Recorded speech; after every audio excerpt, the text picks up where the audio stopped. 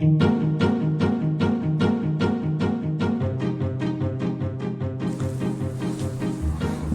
pressed the button. Okay. Well, hello and welcome to episode 80 of the Adoption and Fostering podcast with myself, Scott Casson, Renee Jazz Hands, and him, Al Coates. Jazz Hands. Jazz Hands.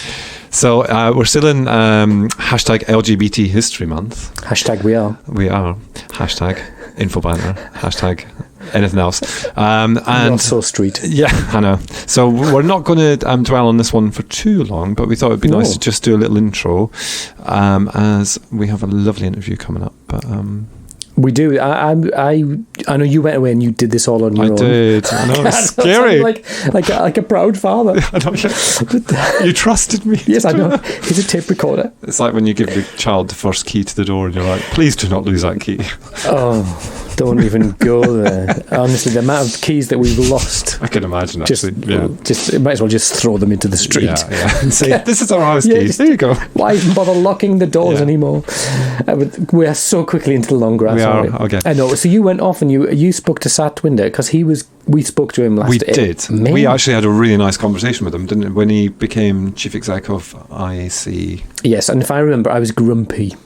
Were you? Do you remember? Because I have feelings, don't I, about international adoption? Oh, yes. Because you weren't convinced, were you? And it was my idea to have him on. And in actual fact, he was really good to interview, actually. He was a freaking star. Yeah. And I'm talking about when we did the first one. Yeah. So what we thought, because Satwinder has been a social worker for many years, he's run lots of different teams and departments, and he's obviously part of the LGBT community.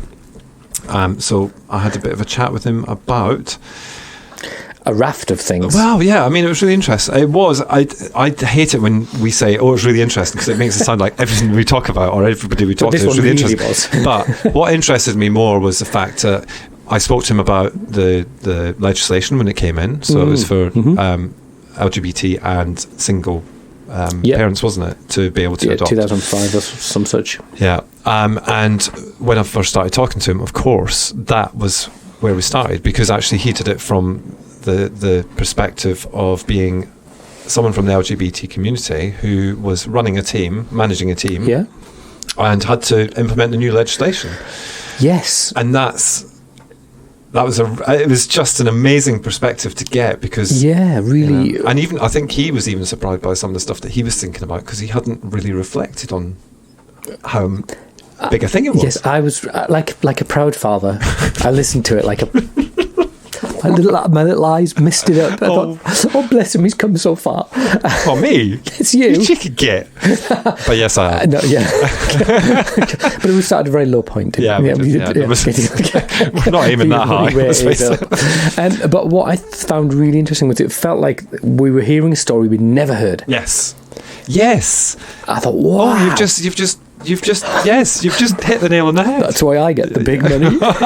The money, you mean, not the big money, just the money. The money. And this idea of actually him, sort of this team who was sort of saying, oh, how do we do this? Yeah. And how do we make sense of this? And I thought really insightful about how people show only so much of them want to show. Mm-hmm. And also that you mentioned there's an issue around some members of the community really not happy about sort of becoming part of the establishment, as they saw it, or kind of giving themselves over to that process. So lots of really interesting points he brought out. There was. There was a few points that I'd have liked to have dug around a bit more in. But there we go. But I think that was from my professional. Here's the NVR sandwich. It was really good, Scott, but most of it was rubbish. But the end, you really redeemed it. No, I just thought, from a professional point of view, and obviously I undertake sort of Form F assessments, and I thought, he's really unpicked some really interesting things around this idea that people only show what they want to show. But and I think that's true. Whatever, you would do that as a heterosexual couple as well, wouldn't you? Yeah, but he brought out the added element in that often coughing. I'll have to edit that out. I did move my face away and cover my mouth. I'll keep going. Just ignore you. Members of the LGBT community of perhaps up until that period had to live with a certain element of being very guarded about what they shared and who they shared it to, and then to go into an assessment process where they have to be very open. And that he just brought out things that I'd never given any thought to. And I suppose that's still maybe potentially still true, is it? I mean, there's been a lot over the last couple of days. I'm not going to mention any names, but there's been a certain thing happened over the last couple of days where a celebrity has come out of the closet. Well, let's narrow that down. No, I know. Well, there's two actually, but one came out a little more subtly than the other. But anyway, no, the reason I bring that up is because we have to remember that it's only 30 odd years ago when it was decriminalised. Yeah. And if you think about it in that context, actually, it's moved on very quickly in a lot of ways in terms of quality and all that sort of stuff. Yeah. And, even to the point where, it's only month before where LGBT marriage, same-sex marriage has become legal in Northern Ireland. So, it has moved on very quickly, but actually in terms of equality, we're only just getting it. So it was a really interesting discussion with him because actually he's very insightful and he knows his stuff. He knows his stuff, and also he brings to it that kind of experience as someone from the LGBT community who obviously was delighted that this was happening, but actually he had a job to do as well at the same time. He couldn't just make his own rules up. It had to be done within the legislation. Because there's been some quite significant missteps, and I've probably mentioned it on the podcast before. There was a serious case review, which was probably forgive me, I don't know my dates, maybe 2010, so 10 years ago, whereas there was what appeared or presented as a same-sex male couple who were approved as foster carers and then went on to abuse the children that they were placed with them. But then the serious case review then posed this question, because the suspicion was that they were not gay men. That's right. Yeah. They were two heterosexual men who had sexual offenders who were posing as a gay couple. Yeah. And then the question was put back to the person who did the Form F, which must be catastrophic to have done that Form F. Yeah. And the scrutiny that they brought to it, and they said that perhaps a nervousness around this being a new issue had meant that they'd not shown the same level of scrutiny they would a heterosexual couple in relation to their intimate life. So that's a really difficult question. I don't want to know anyone's sex life. No, who would? Well, but there's people who do. But it's not in this room. Special interest podcast. It's not this one. But there's people who, that's a really tricky moment in any Form F. As you go, and I think that's equally where the equally. I've been told to stop saying equally by Tris because he said I say it equally a lot. But equally, hi Tris, friend of the show. He is now, isn't he? He is. But equally, where was I going with that? So I think that's where the community can help in terms of how to ask those questions. Do you know what I mean? Because it is different. There are different forms of relationships. I'm sure that's the same in heterosexual, but nobody's actually nobody can be open enough to say, actually, do you know what, we're what's that word where a man may have 3 wives? Polygamous. So someone, polygamy. Yeah, so someone whose main legal, I've got my fingers in there, main legal wife, the one that he spends the majority of the time, they might come forward for adoption, but are they going to share that he's got 3 other wives in the back I would hope so. I don't know. But things come out. Yeah. But they wouldn't. That if they went to panel, no, that because society has this vision of what that is, and it's. I don't want to use the word dirty, but it's kind of it's not our accepted cultural norm. It's frowned upon, isn't it? And would you place a child in that kind of environment? Probably not. Probably not. No. Let's say probably not. Yeah. Let's say I wouldn't. Yeah. Well, exactly. Unless I've got lots of questions about that, but I think we're off the.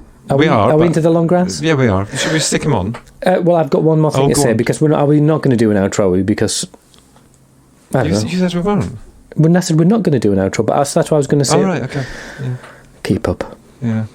It's not hard. It can be with you. I have to say one thing, that some of the feedback we got back from the last podcast, which was you and Tris sharing your story, and someone saying, I wasn't, someone... I don't really look at the feedback because I don't like to look at feedback about myself. No, I know you do. You're one of these people, I never read reviews. Yeah, whatever. No, I don't. Yeah, should do. And someone had given feedback and they'd said, actually, I wasn't sure where this would fit in with me, as a heterosexual individual. I did see that one, yeah. And actually it was really, and sort of talked about it in really glowing terms, saying, actually, this is a story I didn't know, and, it was really quite moving. And I thought, I think that's my experience of kind of through you, and sort of a window into the world, this community, see that actually that there's all kinds of stuff going on that I've just been oblivious to, totally oblivious. And this sort of shining a light onto this area, I don't see anyone else shining a light onto this area. No. And I think that's why I enjoyed it as well, because I thought it really complements kind of our story that we told a couple of weeks ago. Yeah. And this complements it because it's from the other side. Professional. Yeah, exactly. Who was walking into your house having to ask you those tricky questions. Exactly, yeah. And I think it's a perspective that we need to understand what, we don't need to necessarily empathise with them, because, that was the law and it changed and that's it. And you've got a job to do, so get on with it. But equally, do it well. Yeah, exactly. Yeah. So I'm going to put it on, but I have to note that it's a bit of an editing nightmare. From one perspective, is that Satwinder's got the most lovely baritone voice. Oh, I see. He's got his... and you've got this squeaky little Scottish voice. Cheeky git. Okay, then. Oh my days. So there was these, so that either we'll have you very deep and bassy, or him very squeaky. So we'll see how that turns out. Who knows? It might be an interesting one, actually. It might be. Well, bonjour. Bon Jovi. Anchovy. There you go. I'll press play and we'll put Sat on. Yeah. So I'm joined now by Satwinder Sandhu, who is the Chief Executive Officer, I think it's CEO rather than CE, of Intercountry Adoption Centre. Hello, Sat. How are you? Yeah, hi Scott. Very well, thank you. Thanks for having me back. No, thanks for coming back so soon as well, because normally we say, we'll have to get people back, and it takes us so long to. So, yeah, I'm very honoured. Yeah, it's good to have you back so quickly. I kind of contacted you to ask if you would come on and talk things LGBT this time, with it being LGBT History Month. So we're going to kind of have a bit of a discussion about inter-country or international kind of adoption from the LGBT perspective, and then maybe look at some of the history, because I know that you've been working in this kind of arena for a long time, and you were probably involved when it became possible for the LGBT community to adopt. Yeah, I was. I was working, I think at the time, in Brent Council as the adoption team manager. And funnily enough, New Family Social was just getting off the ground at the same time, and just through a random meeting with the founders, I ended up kind of working quite closely with them to give them a kind of practice-led advisory service, I guess, just very basic. But so I feel like, I was there at the beginning. Yeah. And saw the whole agenda evolve to where we are now. So it must have been really interesting for you as well, because obviously you're part of the community, and was it something that you were absolutely thrilled about, or did you?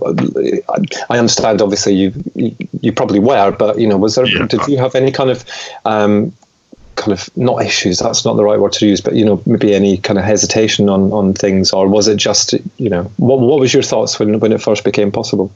I think for me it was really important, because I'd worked with lesbian and gay applicants who had wanted to adopt over the course of my career already by that point. And when we were talking with couples, we were faced with this huge issue of, well, only one of you can be the legal parent. Yeah. The other one has to take out some sort of, secondary order. And people lived with that, of course, in the same way they lived with all kinds of other discrimination, but it never felt right or equitable. Yeah. So with the changes of legislation, it was an amazing thing, really.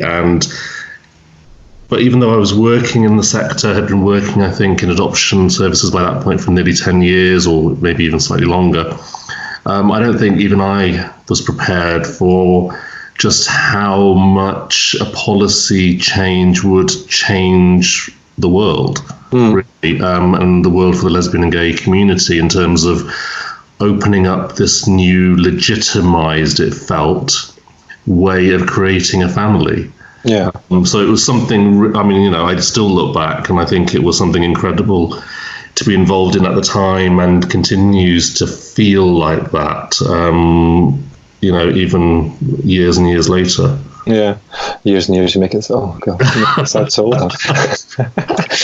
I mean, pioneers, weren't you? Yeah, well, you know, I like to think so. But the thing, I guess, in terms of you talk about pioneers, I guess in some ways, if you were an adoption team manager, you had the opportunity to kind of set the scene from the beginning in terms of how your service dealt with that. So what was that like? What sort of changes and stuff did you have to make in terms of people's perceptions of the LGBT community, or maybe some social workers weren't quite on board, and what was that like? Well, I was really lucky because the team I worked for were already kind of quite progressive and on board with the agenda, and we were working with lesbian and gay applicants already, albeit the slightly different regs. So the changes for my team really were about just understanding what the legislation changes would mean in terms of practice and getting it right, but still reaching out to organisations like New Family Social for additional training and support, and making no assumptions really about just the fact that I was a gay man running that adoption team, that I knew better than someone else. But I guess my instinct was to approach it from quite a kind of a feelings-led approach as much as you can within legislation, and therefore to ensure that whatever opportunity I had to make influence, shape services outside of my own team, then I took those, because I didn't have to become involved in supporting New Family Social. I didn't have to do a lot of the things I chose to do, but it was a unique opportunity, and I think it coincided with a lot of other changes within the equality legislation, of course. So the coming together of that really felt exciting, but it's not often as a team manager in adoption services that you get to help shape practice. I mean, you do on a low level on a day-to-day basis, of course, but not backed by huge legislation change. And I think that meant opportunities to educate and train and support panel members, social workers and other professionals within the local authority, as well as working with the voluntary sector. And and I personally took a very hard-line approach. I wanted it written in our legislation and policies internally that if you wanted to sit on our adoption panel, you had to believe that lesbian and gay and other members of the community could make legitimate and equal parents to their heterosexual counterparts. And I certainly personally dealt with people who couldn't get there. Oh, really? Wow, okay. And therefore had to help them, exit in the nicest possible way, because this is a public service. And the really interesting thing I remember is there was, obviously within the faith-based organisations, people had to make some difficult choices. Either you get on board with the new world, or you don't. And you'll recall there were certain organisations that chose not to comply.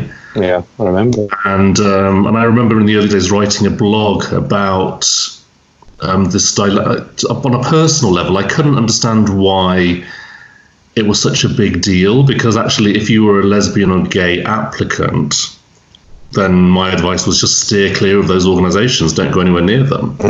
Why would you choose to engage with a homophobic service? So what I did then was try to work with the community and just say, you have a choice here. You can go to a local authority that will welcome you, or you can go to a voluntary adoption agency that has looked at this agenda and is willing to be embracing and to offer you an equal service, so therefore just exclude yourself from any of that negativity. But it was interesting because there was obviously all kinds of political views and newspaper articles about it at the time, but it was an interesting time, actually, looking back, and I probably haven't really sat and thought about that for a while. Glad to be of assistance with that one. But I guess if there was people that kind of just didn't approach those kind of organisations, then maybe it wouldn't have become as kind of, so maybe some of those organisations wouldn't have developed or made a decision on whether they were going to continue to offer the service or whether they welcome LGBT. So well, I think the right thing, obviously, when you're delivering a public service is you have to comply with legislation. It's just as simple as it is, and therefore I personally, for those organisations that went out of business as a result of that change, I had no sympathy or empathy. I'm sorry. It's very black and white in my eyes. Yeah. Rightly so. And in terms of those, some of those other agencies, did you find that they were kind of looking into you and what you were doing to be able to help them to kind of, facilitate the legislation and move that forward for them? Or was it, very much that everybody was doing their own thing?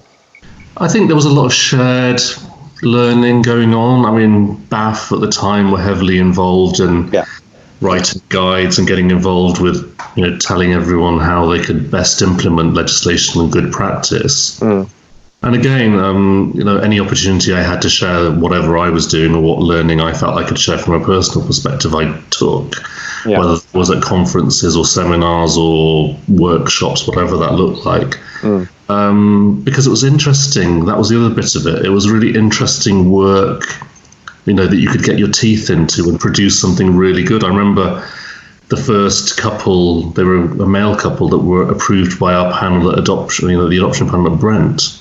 After the legislation went through, it was a real, even though it wasn't problematic for us, it was a real landmark. It was a celebration for my team. So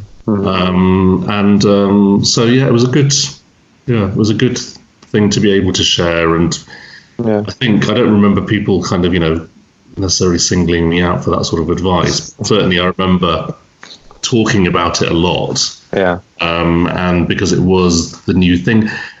The interesting thing was actually, I remember talking about it, there was a bit of negativity about it because inevitably, people love to twist stories. And I remember this whole agenda, our social services are going to be exploiting the pink pound, now that suddenly we've got this new agenda. And I didn't subscribe to that myself or buy into that debate, but I remember reading articles like that, probably in the Pink Paper or something or other. But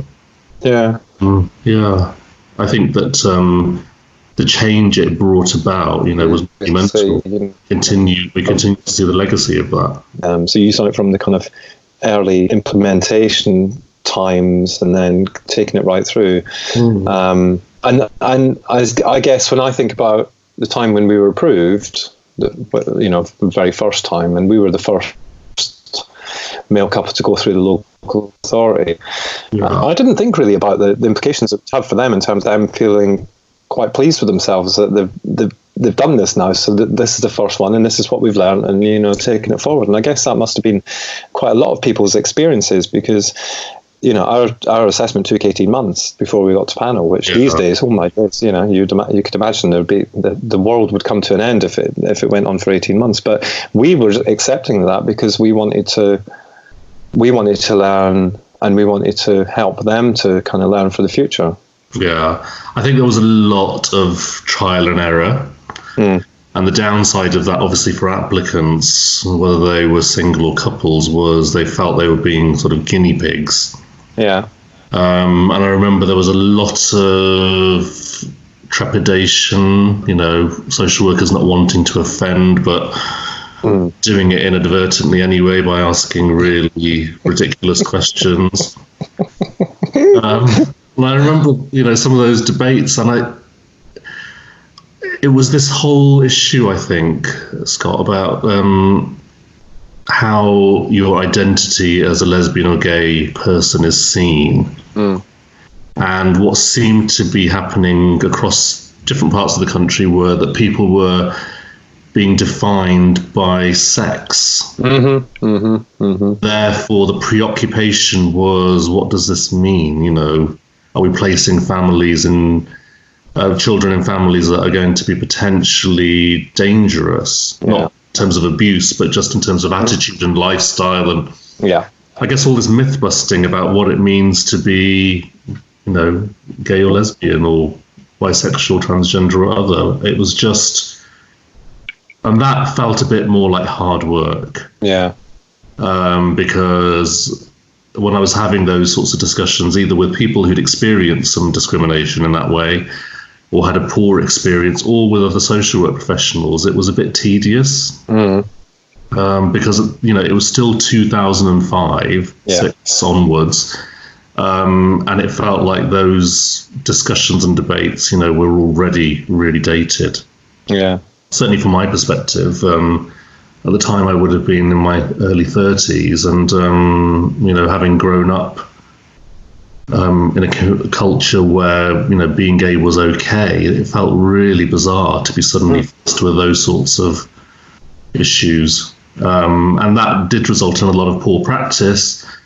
Families getting either turned down for the wrong reasons or being put through really extensive assessments that didn't really mirror their heterosexual counterparts' experiences.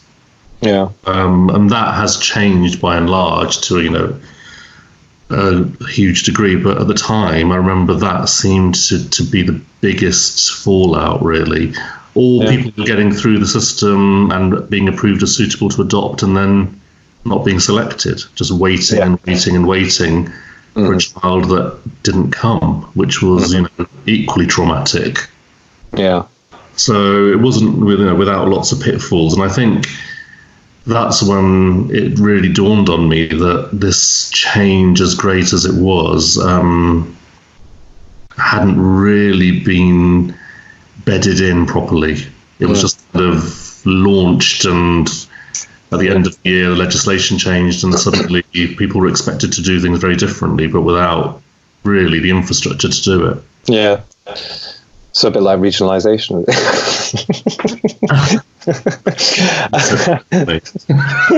Let's not go there.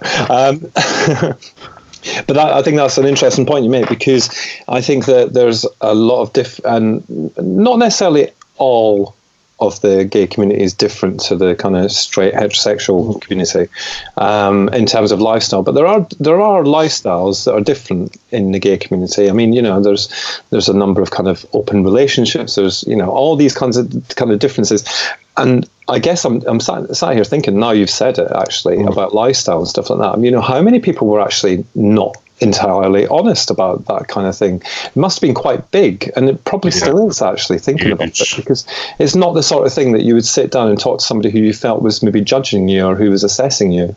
Yeah, I think that remains an issue. Yeah, because I think that the understanding of what being LGBTQ or other means is limited. Yeah. And the spectrum of the community, therefore, is defined by quite narrow norms. And like any, to some degree, it's probably the same of heterosexual applicants, because we expect, you've got a male and female couple, we expect them to be married, and we expect them to conform to a particular type. Yeah.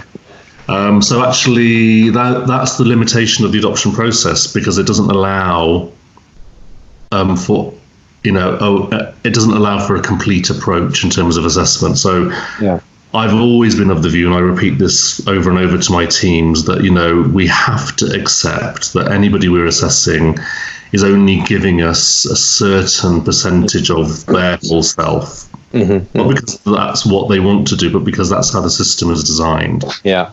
So when we talk about kind of understanding applicants and managing risk, we're only ever dealing with limited facts in reality. Yeah. So to see assessment as a fixed process that ends on the day your agency decision's in place and you're suitable to adopt isn't the right approach. We need to take a much longer view, and that links into the whole support agenda. When does preparation stop and when does support start? I mean, there's a really blurry line in between the two, and the message we want to convey as adoption agencies is, adoption is lifelong for all those affected by it. It never is not going to be your reality. Yeah. Therefore, the services that you receive should reflect that reality.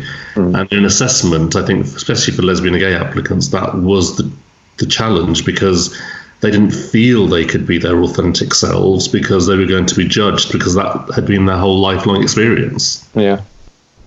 So this whole conformity, and I have spoken to lesbian and gay people who've been very critical of those that chose to become parents through adoption. Why are members of our community being forced through a funnel where they have to conform and say they are this, just to get through a process, and of course you can cut the cake so many different ways. but the system is what it is. And people have to find a way to navigate it. So the fact that, organisations cropped up and started to support people through that process was essential, really. And I think that support on a low level through the assessment process is still something people should make themselves, or should be, making use of, because it can really help navigate through quite tricky territory sometimes. Yeah. That's a really interesting point. Yeah. So in terms of just before we kind of move on here, in terms of when it did become legal, when it became legal again for same-sex couples to adopt, did you find there was much of a change? Did you have an influx, or were people wary, or was it just business as usual? I mean, what was that part like?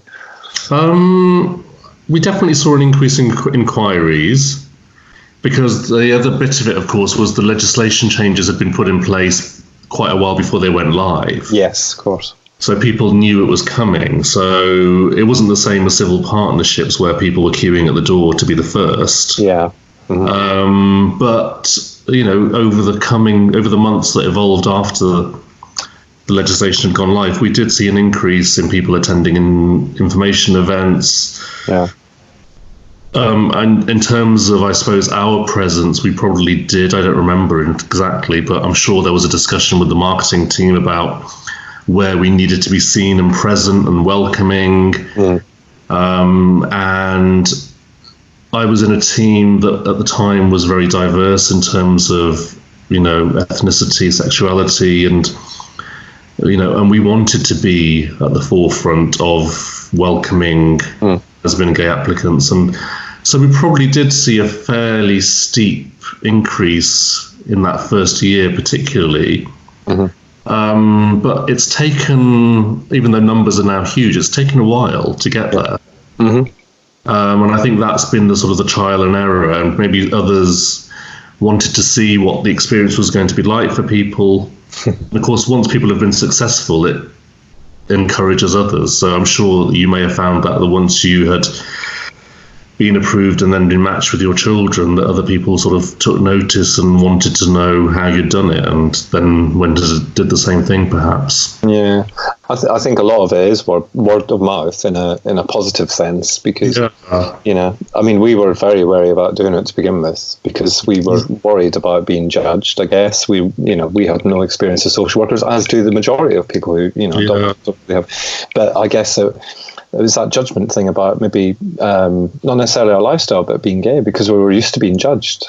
And we didn't particularly want to be judged at this point. Yes. And I think that you're right, that probably, a lot of people, I know as an example, social media has been a big thing for me, because I've had lots of people ask me lots of questions and, provided lots of support, away from kind of social media, but people have found me there and asked the questions and asked, the process, and now I'm interested to ask them what their experiences has been like, because obviously it's changed so much. So it's, yeah, you're right. It's probably a kind of a majority of, not all of it, but a majority of it may well have been word of mouth.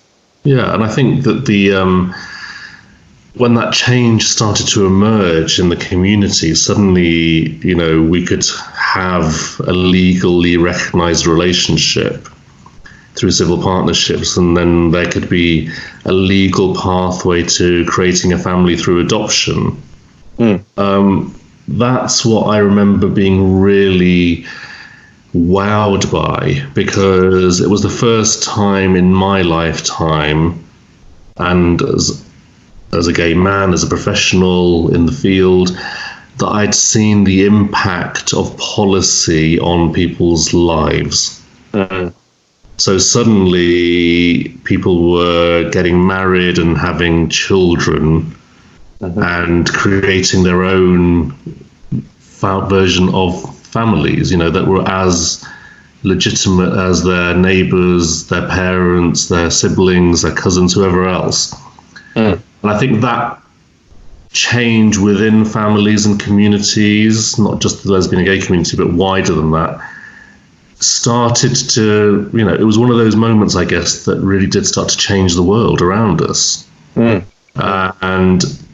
I guess for the community, the younger members of the community who were growing up a generation below you and I, perhaps, to know no different, is a powerful thing, because actually that barrier that was around when we were growing up didn't exist any longer. Since equality legislation's come through even further, that's changed even further. And I think that's really interesting. If I had a spare year to do some research and maybe start a PhD, I think it'd be a really fascinating topic to research. Yeah, I mean, I think that we don't reflect on it enough, actually, how much it's changed over the last, since 2005, because it has changed a hell of a lot. To sit here and talk about it quite openly now. Granted, there was no podcast back in 2005, but to sit here openly talking about something that happened, and it has had a massive impact on children, on the LGBT community, on social work, all these things that it's had an impact on.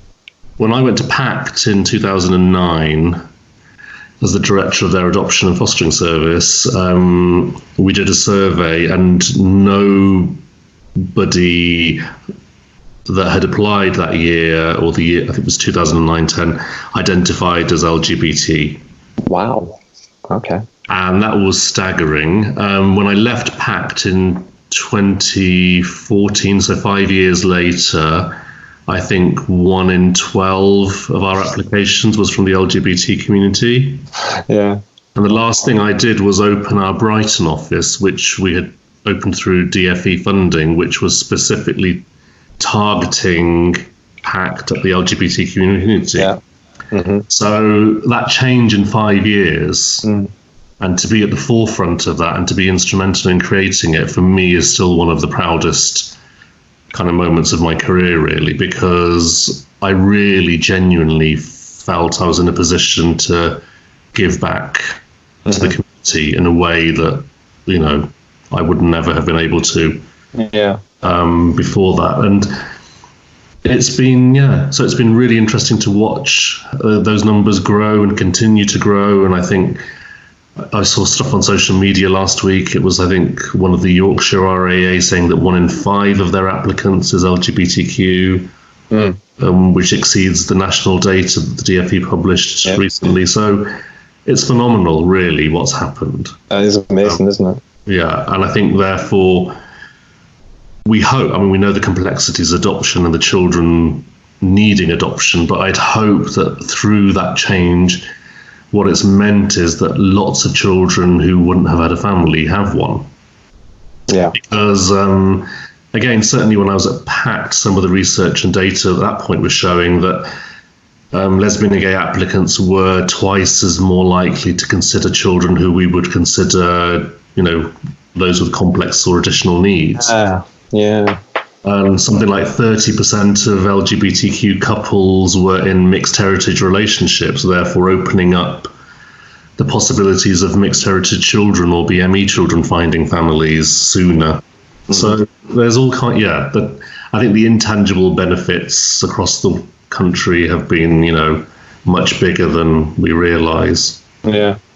It's interesting as well that you talk about complex need children, and a couple of years ago I kind of questioned that, not outwardly or openly, but I questioned whether some of that was to do with kind of the community just feeling that they could, and some of it was me also questioning, well, what if I say no to that? But I guess that's the same for heterosexual couples as well. They probably feel in the same position, but I don't know. I think you're right. I think there probably is an additional layer there. And it links back to what we were just saying about the kind of the trepidation, the anxiety that existed, maybe the different approach. Because, for a long time after the legislation changed, there were these 2-tier type assessments, one for lesbian and gay families and one for others. Yeah. And therefore, for a little while, it did feel like, well, of course, the LGBTQ people are going to say yes to complex needs because that's all they'll be considered for. Because they're towards the bottom of the pecking order. Yeah. That unofficially exists. So I think that assumption is probably, a credible one and probably a real one for some people's experiences. Yeah. Oh, wow.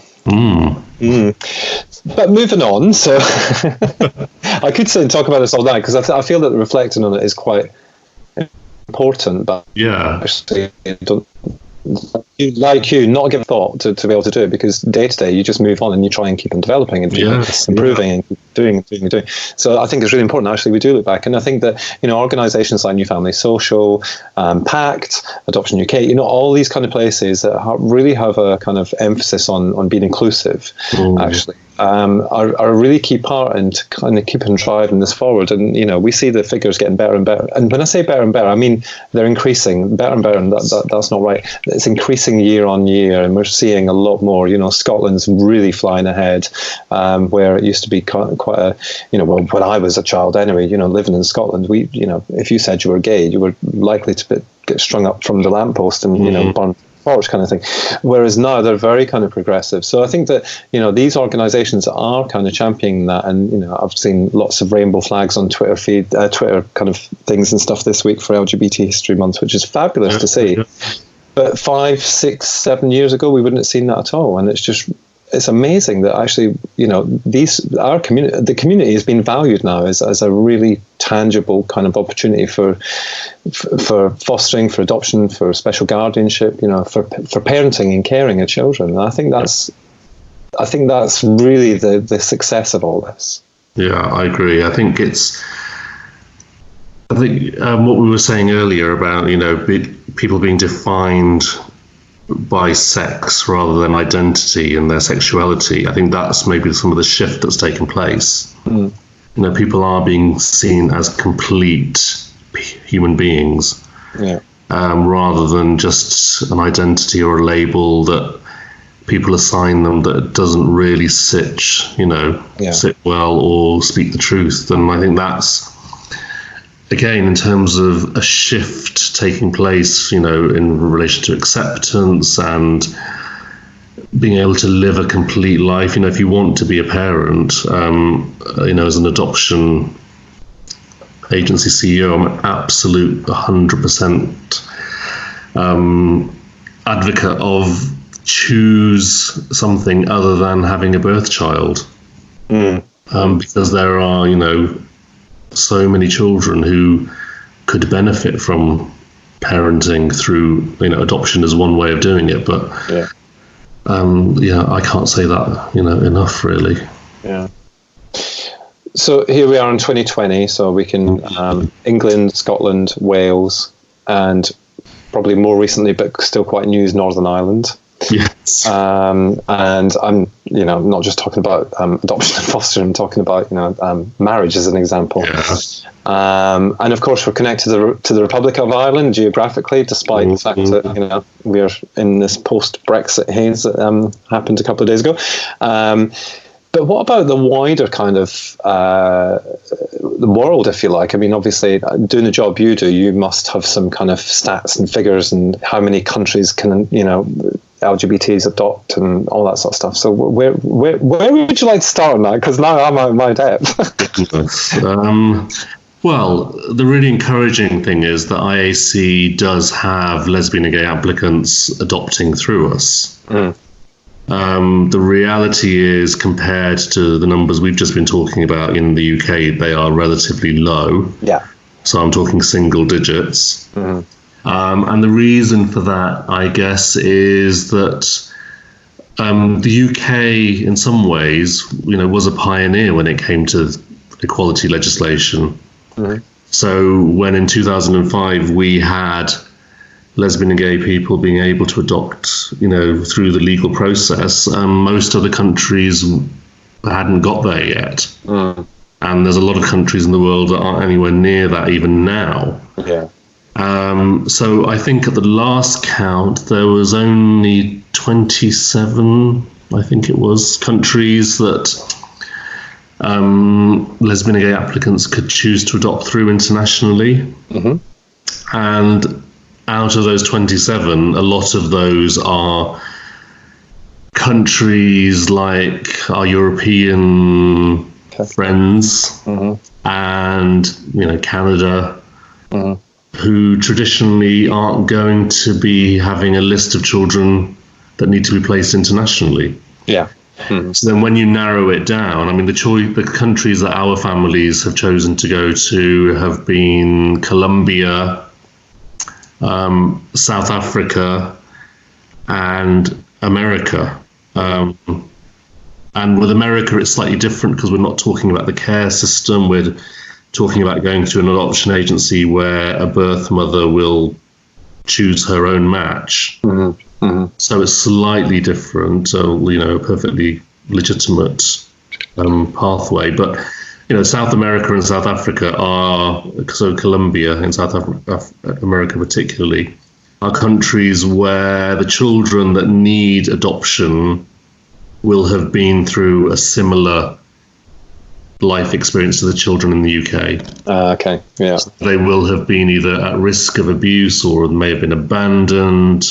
They may have been removed from their families for a variety of reasons. And under international adoption legislation, the expectation is that those countries will try to place those children in their own country. So usually, therefore, by the time a child has got to an international adoption list on the whatever government department is dealing with adoptions in their country, the reality is that we would recognise those children in the kind of most hardest to place categories here. Okay.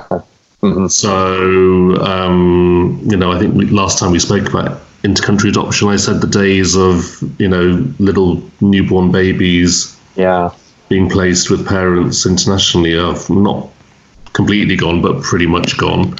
Yeah. Mm-hmm. So South Africa is a country that we at IAC have a special program with, and that just means that we have a bilateral agreement with the country to work on an interagency basis. So we don't work with the whole country, we just work with one charity who are based in Durban. Right.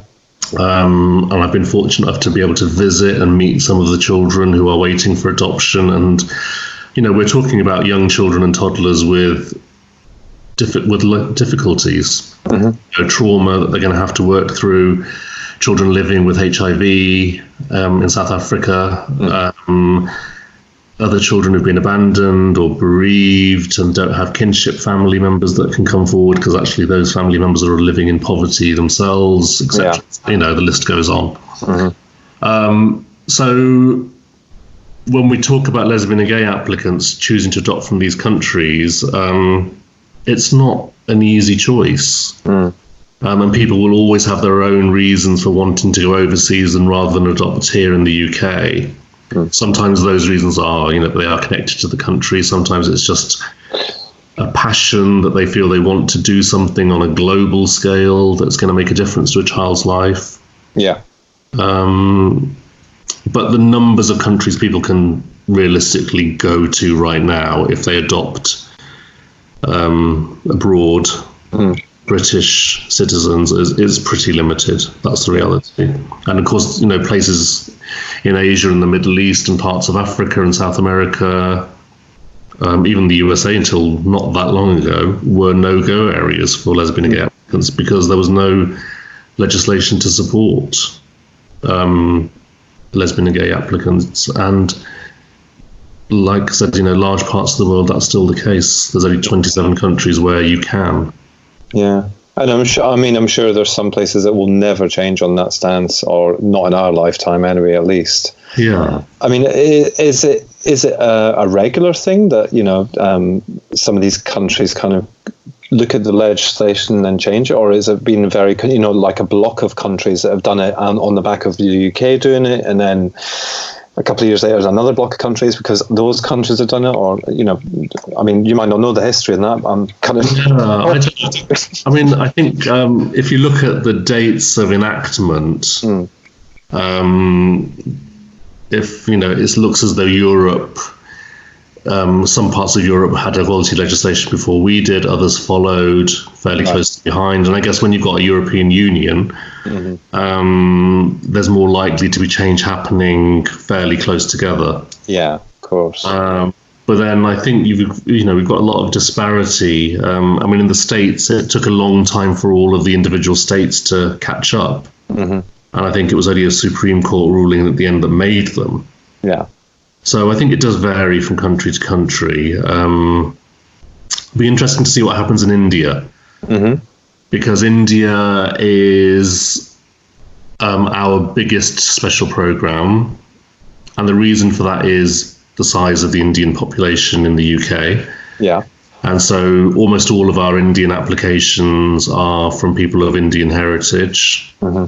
And India's changing its equality legislation, after a long history of homosexuality being criminalized, it's now decriminalized. So it will be interesting to see how that changes and evolves, because actually if India allows same-sex adoption, I think it will be I think it will be a popular destination for a lot of people of Indian heritage.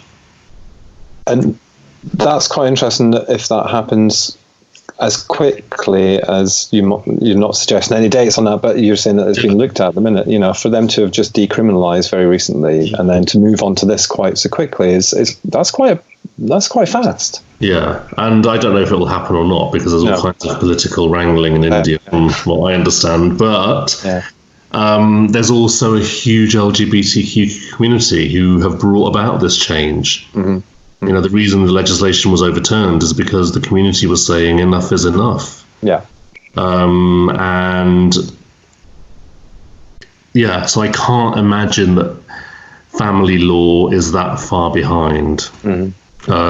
I'm certain we'll see it being debated in the near future. Yeah. Which obviously from IAC's perspective will be really interesting because of our really close links to the country and the programme. So yeah, of course. Yeah. Wow. Well, in some ways exciting, but in some ways, just kind of sit and wait. Yeah.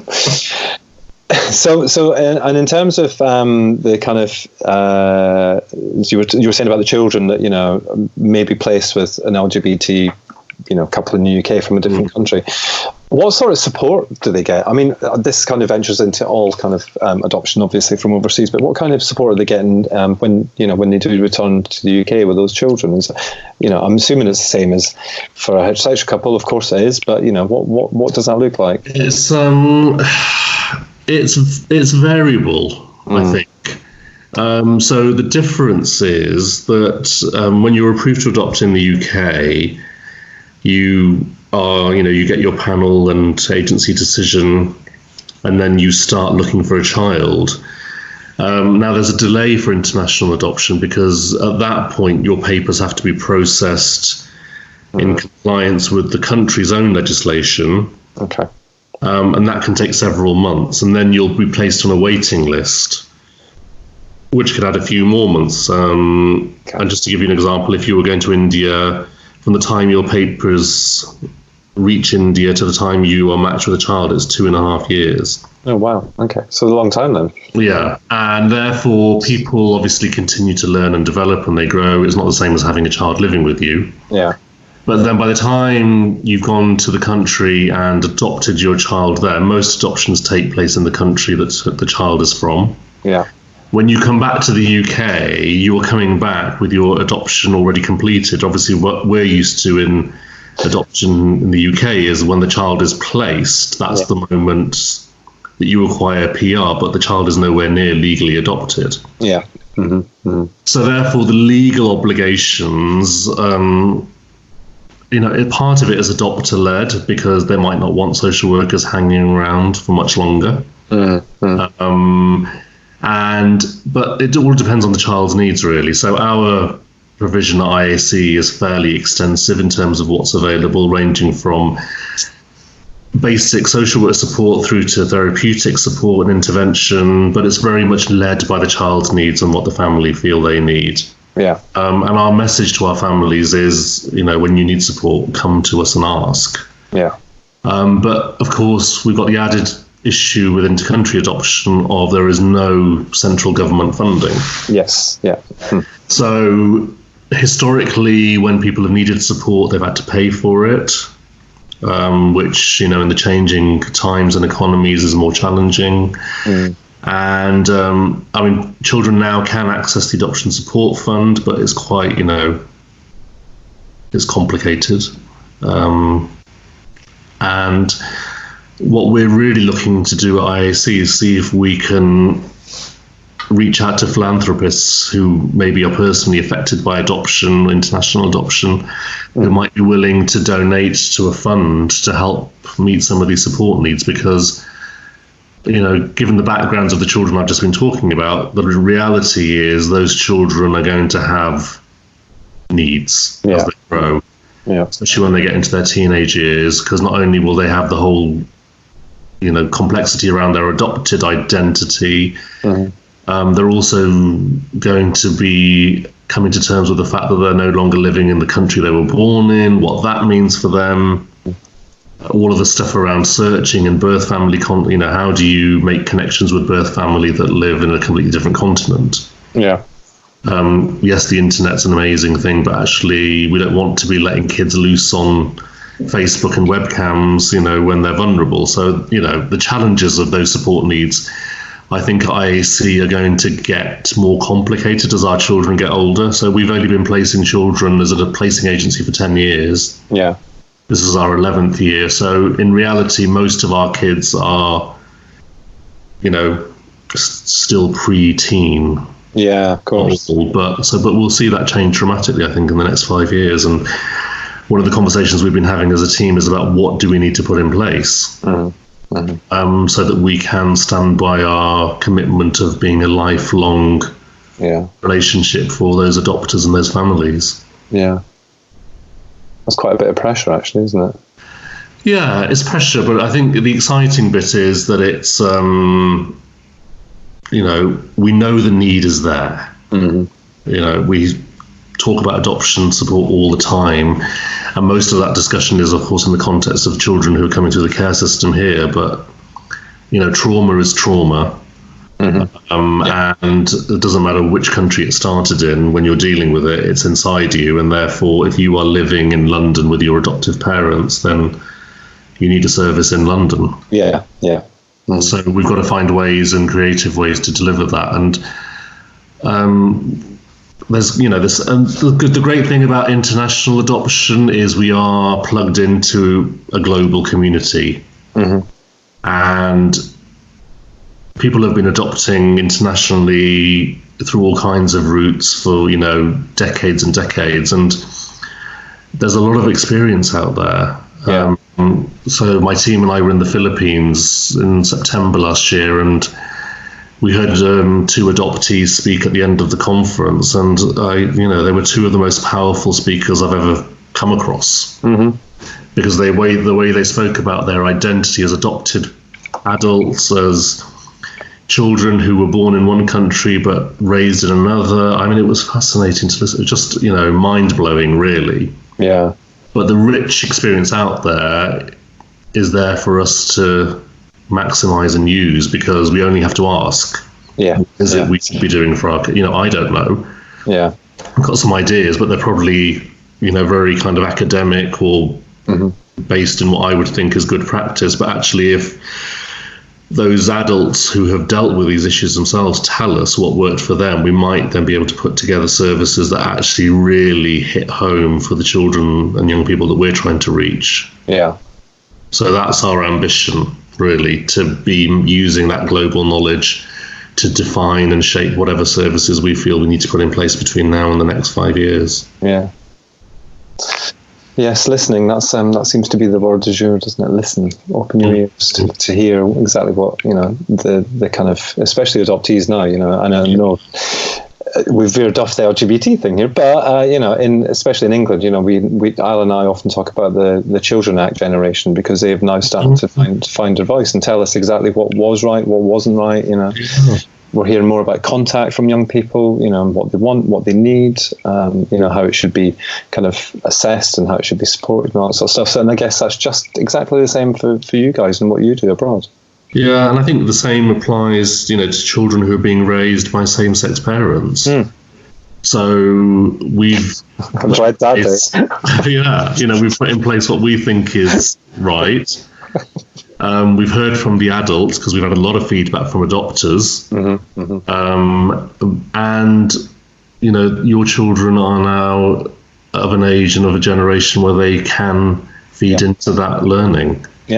And that, again, you know, can only help us shape services to meet the diversity, you know, in the way that we were talking about. You know, do our services really reflect the identities of our applicants? Probably not. So how can we make them and reflect the experiences of children growing up in same-sex households?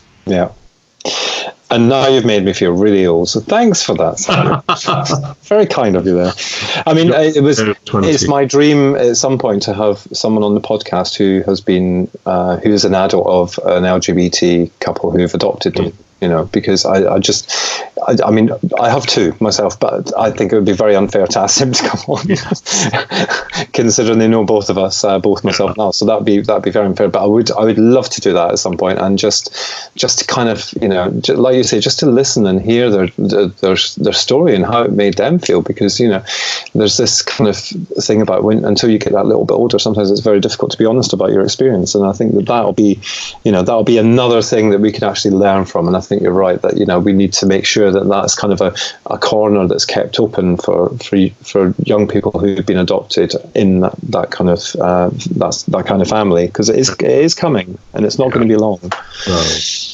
So before we finish, I guess, tell me where you'd like to be in 2005, 2015. So we're talking 15 years since the law changed. Well, since it was introduced anyway. So in 10 years' time, you know, what are you hoping it will look like? What are your dreams and aspirations for LGBT adoption and fostering? I really hope that it's the primary route that people choose when they're thinking about a family, because, you know, we know there are children that need families. The world around us in terms of adoption is changing. I'd like to see some of those changes to adoption practice and the way we understand adoption to be embedded. So we really are, you know, when we talk about listening, we're building in that learning from adoptees themselves, as well as adopters, you know, who can tell us what has worked for them and what hasn't worked, but particularly from adoptees. And I'd like to see that, you know, certainly at IAC happening on that global scale so that we are learning. I'd like to see, you know, people adopting through IAC, identifying as lesbian, gay or other, to be in, you know, triple digits. Just because of that global perspective that we have at IAC. You know, there are 146 million orphans, apparently, according to UNICEF. And I'm really concerned about what's happening to those kids. And we know all of the issues around exploitation. I'd like to see, you know, in an ideal utopia, I'd like to see adoption and fostering wipe those issues out, because I want people to step forward and to put themselves out there to be able to, you know, if you can care for a child and you want to be a parent, it doesn't necessarily matter what that order looks like, as long as you can be the parent that child needs. And of course, yes, you need the infrastructure legally to support you do that, but there are other ways to do that. And I think, therefore, I'd love to see some of that change happening and to be part of it in the same way that I was in 2005, to help shape it, not just for children, but for families and the community, and really have that paradigm shift that we're all yearning for in adoption. There's a lot that we know. There's a lot of clever people out there unpicking it and dissecting it and making, you know, some great new ideas out of it. But we've yet to really see any of that take hold or stick. So I'd love to think that, you know, in 10 years' time that will have happened and we'll start to be reaping the benefits of that as a sector. So, you know, nothing else, Well, listen, thank you so much for agreeing to come on again, and for I think that, you know, in terms of our contribution to the history of LGBT History Month, this is you know, in terms of parenting, I think that, you know, it's a really important part of that history. I think I do wish that some would take it a little bit more seriously, because I think LGBT History Month tends to be around kind of, you know, stuff that's not, that you wouldn't instantly connect to LGBT, so parenting as an example, through these routes. So I think it's a really, really important part for the future, and hopefully someone will stumble across this podcast at some time and go, oh, that was amazing. Yeah, we really get but so thank you, Sat, for coming on. You're welcome. Thank you for having me. And I'm sure we'll have you on again at some other point as well, because we always have such a good chat. So we'll talk soon. All right, take care. Thanks again. Bye.